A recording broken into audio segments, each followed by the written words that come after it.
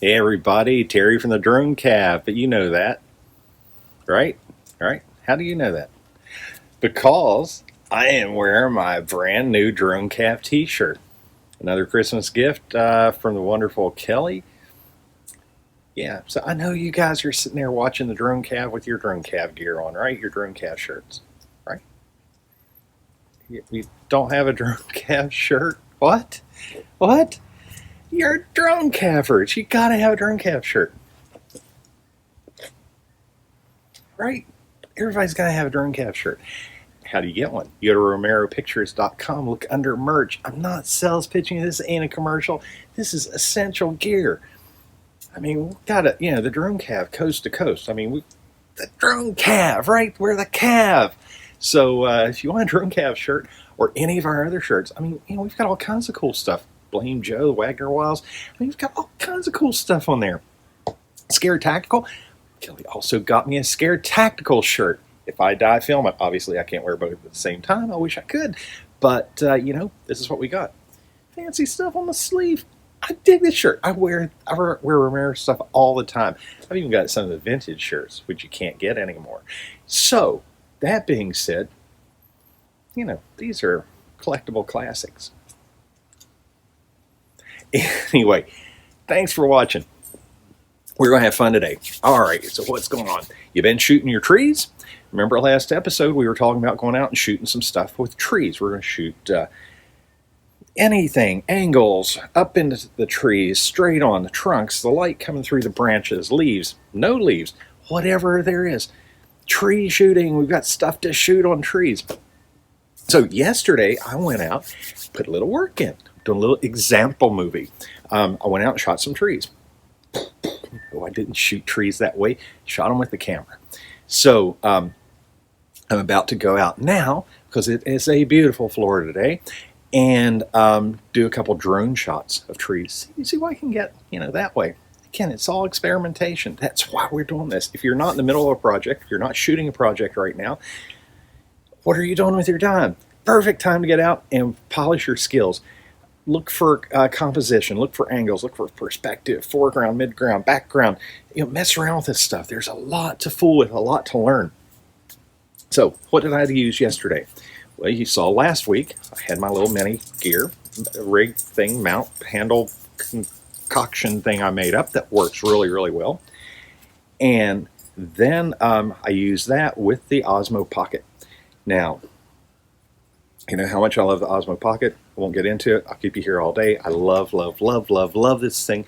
But if you don't have an Osmo Pocket, what are you going to do? We beat this horse to death. You have a camera in your pocket. Your cell phone camera is really good, chances are, unless you're using like an old Motorola Razor or something. Most of them are pretty darn good. And especially, you've got a phone from the past few years. It's got a good camera. At least good enough to go out and get some stuff with. But if you remember, I've talked about how the camera is only as good as the software that runs it.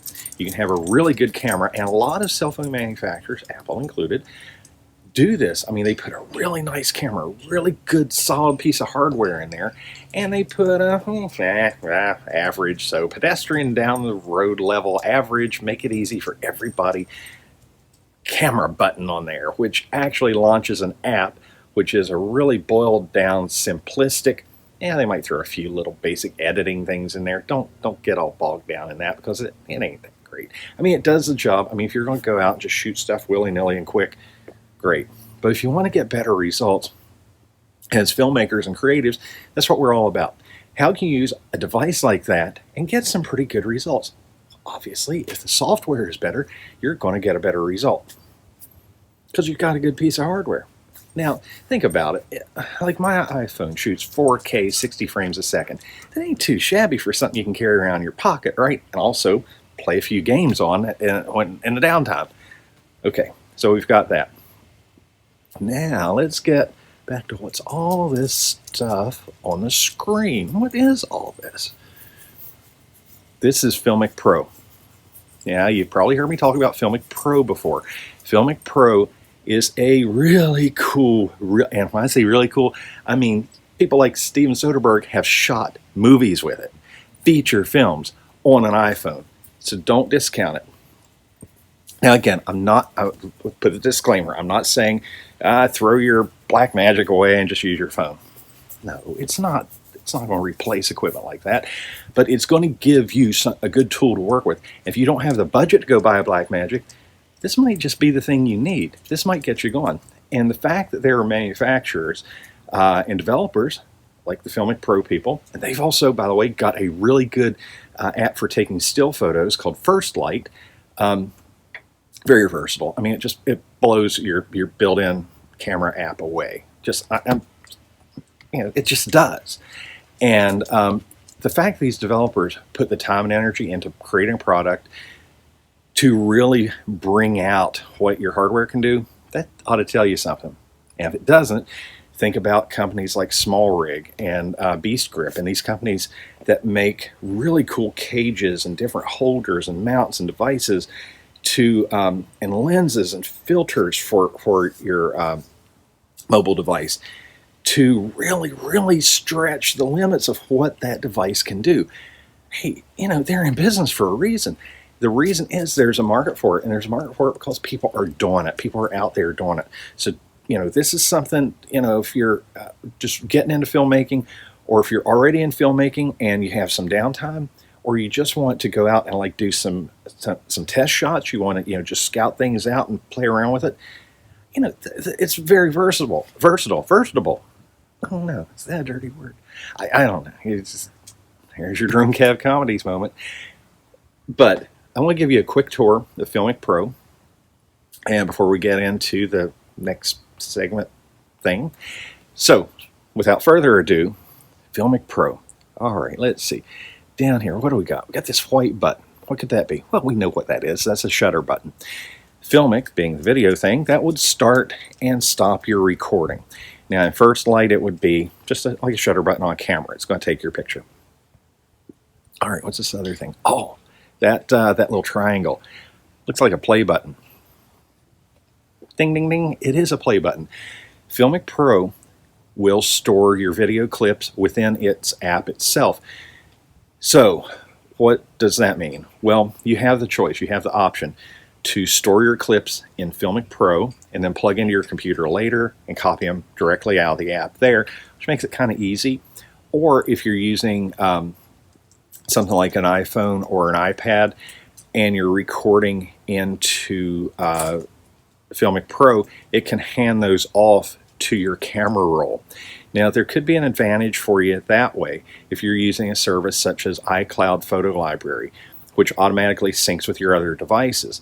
So as you're recording your project or your clips into Filmic Pro, you have to give it time, of course, to upload, but it's going to upload to iCloud, push it out to, say, your computer, and you just kind of eliminate that whole step of having to plug into your computer. I mean, you'll get back to your computer later and open your Photos app. Bam, there's your clips. Pretty slick, right?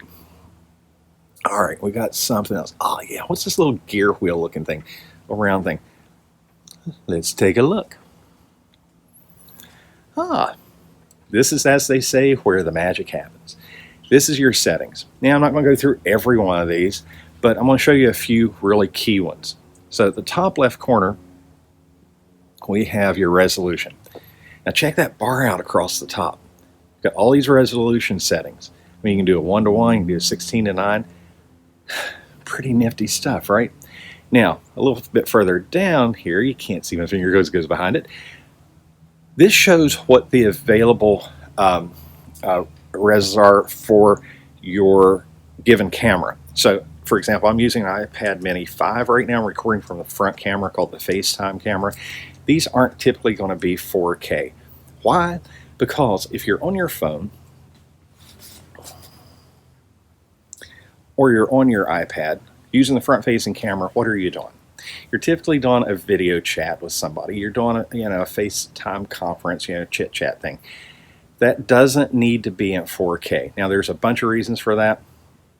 Number one, their device isn't going to display it in 4K.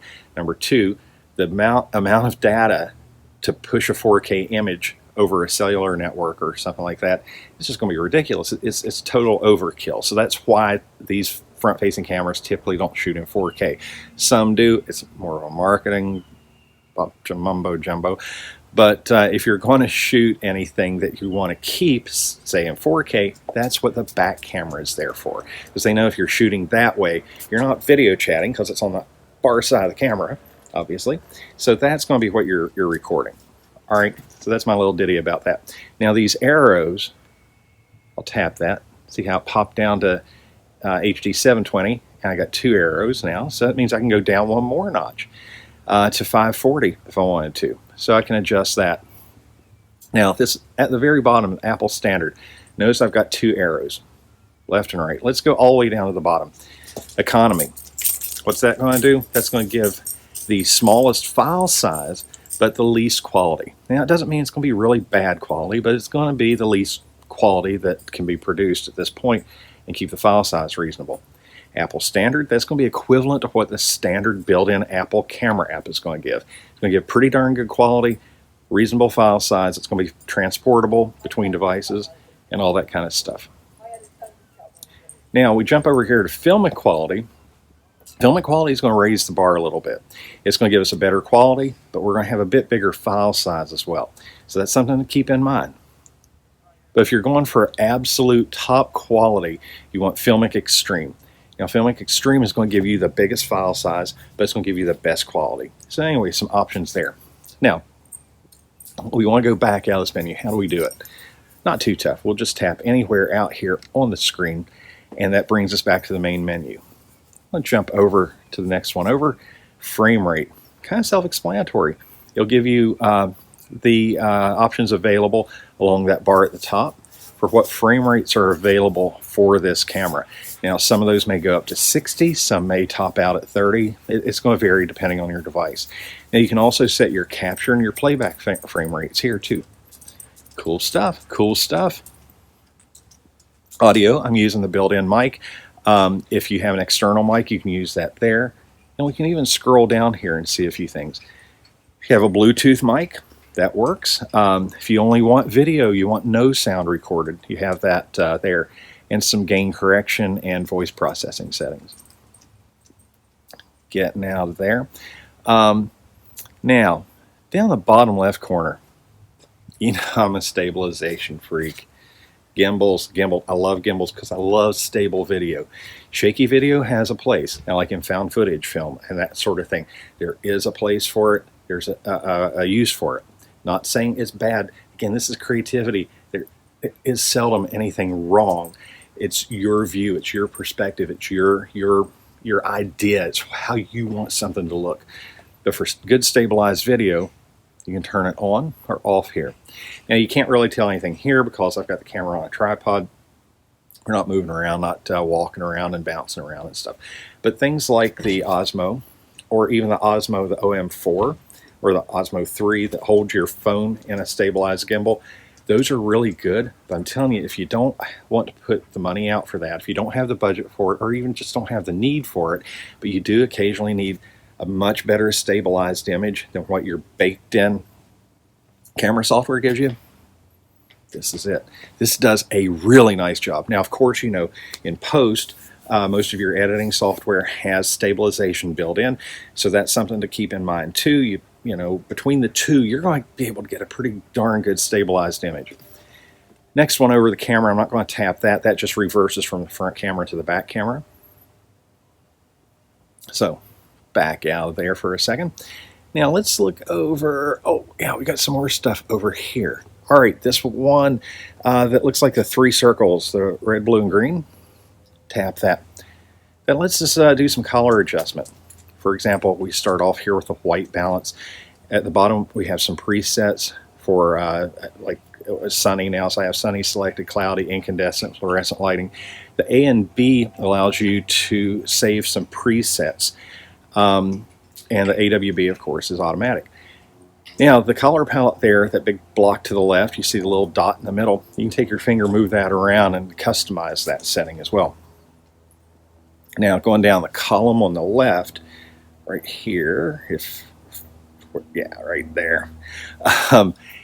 The next option down lets us make some adjustments there to the contrast and such. And the very bottom to the colors, so we can adjust our saturation and vibrance and some things there. Now, let's jump over to the one that looks kind of like the letter A, if you can see that. See my big giant rotten finger there? All right. Now this opens a menu up at the top. I'm really bad at this, right? Hey, it's dronecav, on the fly. I really like this one at the very right. It says FP. It's for focus peaking. Let me tap that again. Pretty cool, huh? Check it out. That shows us what's in focus. All right, so that's a pretty handy tool there. We have other things like your zebra stripes for exposure and some other useful tools there. At the very bottom in the middle, it of course shows you your counter, and you can make some adjustments there to the mic peak settings and some stuff there. So there's a lot in here. I'm not going to keep you all day talking about Filmic Pro. There are some fantastic tutorials. Their support is second to none. Fantastic support. They have tons of education on their website, on YouTube, a very active Facebook group. I really, really love Filmic Pro. It's fantastic. So if you are working with a mobile device and you want to get more out of your camera, and that may have been a hurdle for you, or you may just want to add this as another tool to your toolbox, I'd say do it. Filmic Pro, it's a fairly cheap app. I think it's 20, 25 bucks. It's really, really reasonably priced for what you get, so it's fantastic. So anyway, I'm going to go out, put this guy in the air, our Mavic Air 2, the dronecav Mavic Air 2. Yep, it's going in the air. We're going to shoot some more tree stuff from the air. I'm going to put this movie together for you. It's going to be just a couple minutes long. It's not real long. I'm dying to see your submissions. I've been talking to some of you. Can't wait to see your stuff. We can put our movie together. Everybody's going to get a little credit over your clips. Send them to me. If you have any questions, if you're stumped, if you don't know where to start or how to send them in or whatever, get in touch. That's what I'm here for. Terry at blackdogdroneops.com. And of course, Romero Pictures / mentors. I'm a mentor there. Of course, that's where you're going to be there anyway, getting you a DroneCat shirt. I know it, right? I know it. You gotta have one. Come on. And so anyway, thanks for watching. Hope you enjoy the movie, my mini tree movie, mini tree movie. And I'll see you next week. Have a good one. Send those clips in.